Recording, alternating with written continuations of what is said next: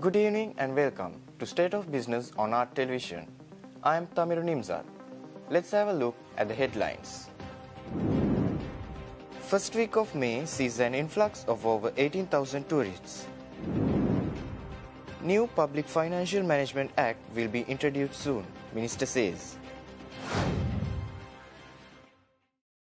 News in detail. Foreign Minister Ali Sabri expressed confidence that Sri Lanka will be able to improve its fiscal performance with much needed structural and economic reforms. He said this while speaking at the Board of Governors business session of the 56th Asian Development Bank annual meeting in Incheon, Republic of Korea recently. Foreign Minister says Sri Lanka is looking forward with a glimmer of hope of navigating its way out of the abyss of extreme complications faced last year. Foreign Minister Sabri also extended a special appreciation to the Asian Development Bank and its president for the emergency assistance provided by the bank to mitigate the economic crisis in Sri Lanka. He also appreciated the continued support being extended for the economic stabilization process of the country. The minister also expressed confidence that by moving along the same path, Sri Lanka will be able to improve fiscal performance and stabilize the economy within the next year. He said the country would require bridge financing that may arise in Sri Lanka's recovery process this year and in the coming couple of years, especially the expenditure required for social protection in the medium term. He also asserted that the government is committed to creating an enabling environment for the private sector to become the engine of economic growth for the new phase. He further outlined the need of modernization and upgrading traditional sectors such as agriculture, fisheries, logistics and tourism as priority areas.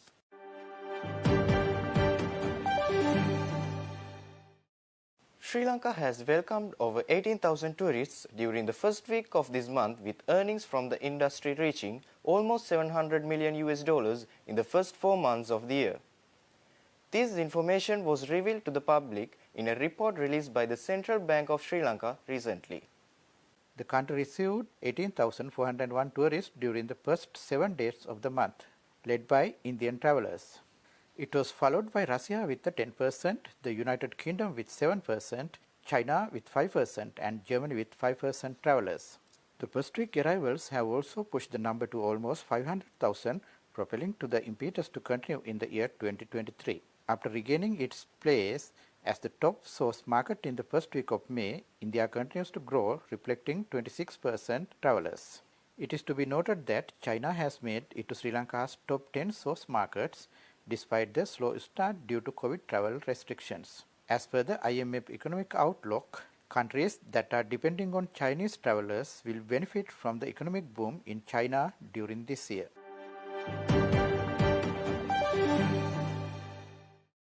State Minister of Finance Shehan Semasinghe says that the fiscal consolidation strategies are a key component of the reform agenda, and the government will introduce the new Public Financial Management Act. He said this while addressing the Sri Lanka Partnership Accelerator High-Level Forum organized by the United Nations, Colombo. The Sri Lanka Partnership Acceleration High-Level Forum aims to emphasize the importance of partnerships in achieving sustainable development in Sri Lanka. It also showcases successful partnerships between different stakeholders that have contributed to the objective.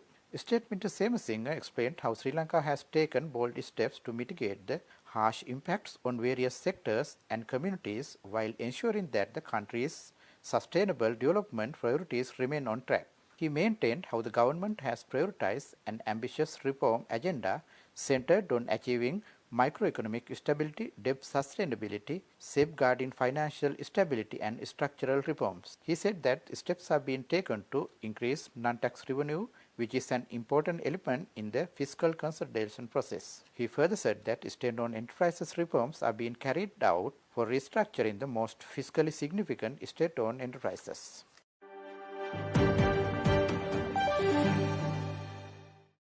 Stay tuned. We will return after this commercial break.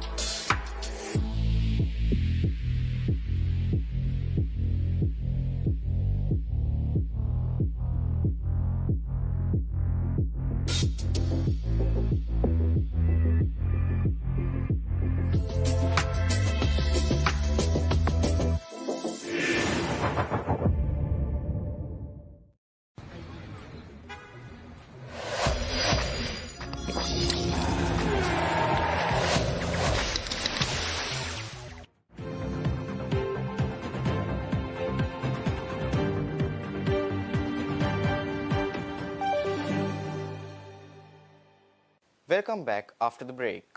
Foreign Minister Ali Sabri said that the repatriation of over 92,000 Sri Lankans living in and out of refugee camps in Tamil Nadu will be facilitated by the Deputy High Commission in Chennai. He said that almost 8,000 refugees have returned to Sri Lanka since 2012. There are close to about 92,435,000 Sri Lankan Tamils are living inside the refugee camps and outside camps in the Tamil Nadu. So, after receiving the exit permit from the district collector, the exit visa application has to be applied online for the individual in the FRRO, Foreigners Regional Registration Office online portal, and to upload the necessary document. Camp identity card is mandatory document. The FRRO will analyze the application and necessary exit visa will be granted without any penalty.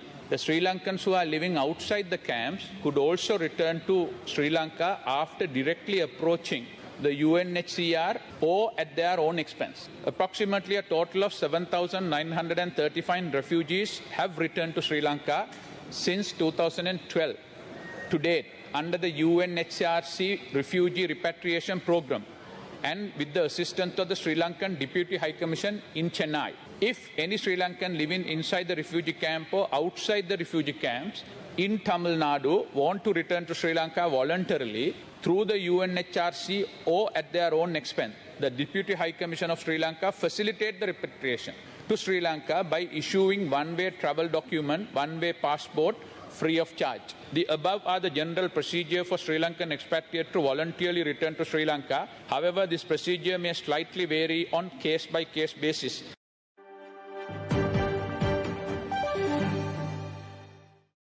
JVP parliamentarian Vijitha Herath accused the Power and Energy Ministry over some suspicious activity involving the import of crude oil, claiming that the CPC has engaged in transactions with an unapproved company.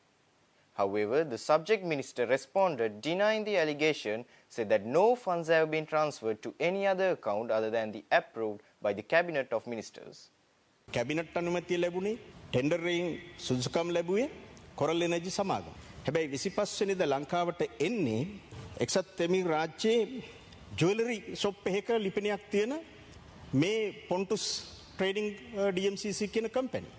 ඒකට CPC එකට කොහෙත්ම අයිතියක් නැහැ. තමන් cabinet අනුමැතිය ලබාගත් tender අනුමැතිය ලැබිච්ච ආයතනයේ බාහිරව වෙනත් කම්පැනියක එන තෙල් එකක් බාර ගන්න.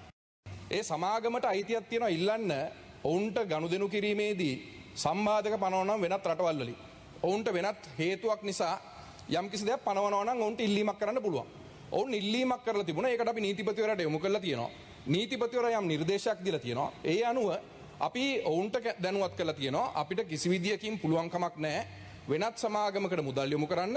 අපි මුදල් යොමු කරලා තියෙන්නේ දැනටත් බලන්න පුළුවන් ලංකා බැංකුවේ NRRA ගිණුමක කොරල් සමාගමට අයිති ගිණුමට පමණයි යොමු කරලා තියෙන්නේ. ඔබතුමාට මම අභියෝග කරනවා පෙන්වීමක් කරන්න කියලා මුදල් දාලා තියනවාද කියලා වෙන සමාගමකට.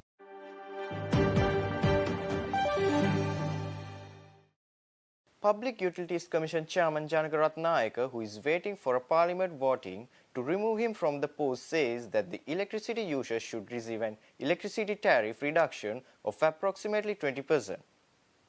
The Public Utilities Commission Chairman, who has already been served with a charge sheet, made this demand in a statement released recently. Tariff reduction demand from the Public Utilities Commission came citing the lower exchange rate and the lower fuel prices as compelling and justifiable reasons to make a reduction.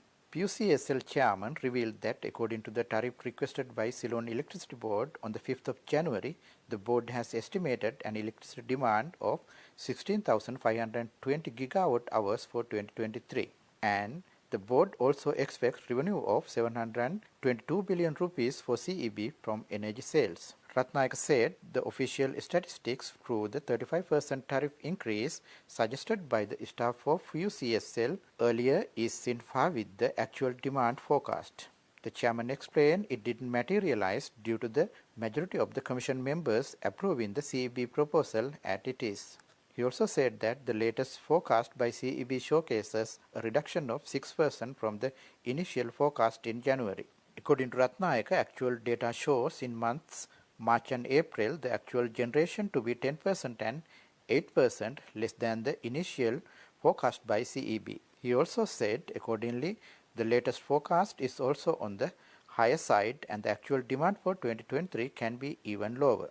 Meanwhile, Power and Energy Minister Kanchana Wijesekara announced that he has already submitted a motion in Parliament seeking to remove the Commission Chairman Janaka Ratnayaka in terms of clause number 7 of the PUCSL Act.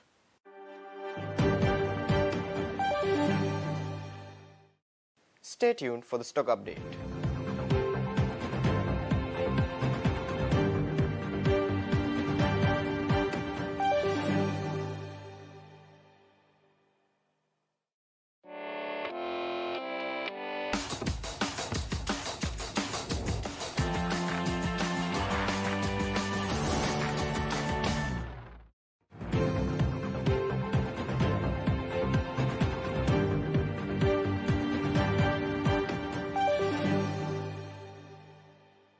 Welcome back after the break. Trading at Colombo Stock Exchange ended on negative notes today. The all-share price index dropped 22.37 points to close at 8,892.37 and the S&P SL20 dropped 15.84 points to close at 2,588.63. The turnover was 0.4 billion rupees and over 17 million shares were traded. Up next are forex rates.